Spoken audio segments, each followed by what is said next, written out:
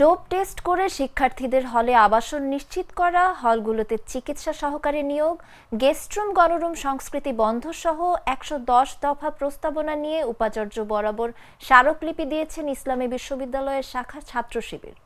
শনিবার দুপুরে উপাচার্য অধ্যাপক ডক্টর নকিব মোহাম্মদ নসরুল্লাহর কাছে এই স্মারকলিপি দেয় সংগঠনটি। এ সময় সংগঠনটির শাখা সভাপতি এইচ.এম. আবু মুসা ও সেক্রেটারি মাহমুদুল হাসান সহ অন্য নেতারা উপস্থিত ছিলেন। ইসলামী বিশ্ববিদ্যালয়ের সাথে সংশ্লিষ্ট যে সকল ছাত্র শিক্ষক কর্মকর্তা কর্মচারী জুলাইয়ের গণঅভ্যুত্থানে প্রত্যক্ষ পরোক্ষভাবে ফ্যাসিবাদের দোসর হিসেবে গণহত্যার পক্ষে অবস্থান নিয়েছিল, তাদেরকে চিহ্নিত করে অতি দ্রুত একাডেমিক, প্রশাসনিক ও আইনগত ব্যবস্থা গ্রহণ করতে হবে।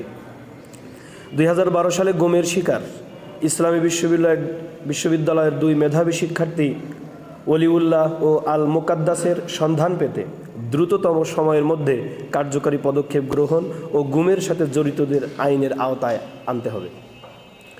স্বৈরশাসনামলে ক্যাম্পাসে শিক্ষার্থীদের উপর শারীরিক ও মানসিক নির্যাতনের সাথে সম্পৃক্ত ছাত্রলীগ নেতাকর্মী ও তাদের দোসরদেরকে চিহ্নিত করে বিশ্ববিদ্যালয়ের উদ্যোগে আইনি পদক্ষেপ গ্রহণ ও নির্যাতিত শিক্ষার্থীদের যথাযথ ক্ষতিপূরণ দিতে হবে।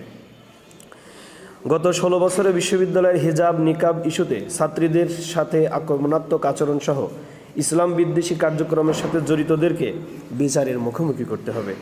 বিগত ১৬ বছরে শিক্ষার্থীদের বিরুদ্ধে দায়ের করা মিথ্যা মামলা প্রত্যাহার করতে হবে। বিগত সময়ে হলগুলোতে মাদক, অস্ত্র ও সিট বাণিজ্যের সাথে সম্পৃক্ত ব্যক্তিদের তালিকা প্রকাশ ও তাদের বিরুদ্ধে বিশ্ববিদ্যালয় প্রশাসন কর্তৃক আইনানুগ ব্যবস্থা গ্রহণ করতে হবে। বিগত আওয়ামী শাসন আমলে বিশ্ববিদ্যালয় প্রশাসন সংশ্লিষ্ট সকল দুর্নীতির তথ্য শ্বেতপত্র আকারে প্রকাশ করতে হবে। লাল সবুজের দেশে নতুন রঙের বেশে ঘরে বাহিরে সাজানো বলকে রেইনবো রেইনবো রেইনবো পেইন্টস রে সাশ্রয়ী দামে দেয়াল রাঙায় রেইনবো সবার রং সবার ঘরে ঘরে rainbow Rainbow Paints, the color of joy.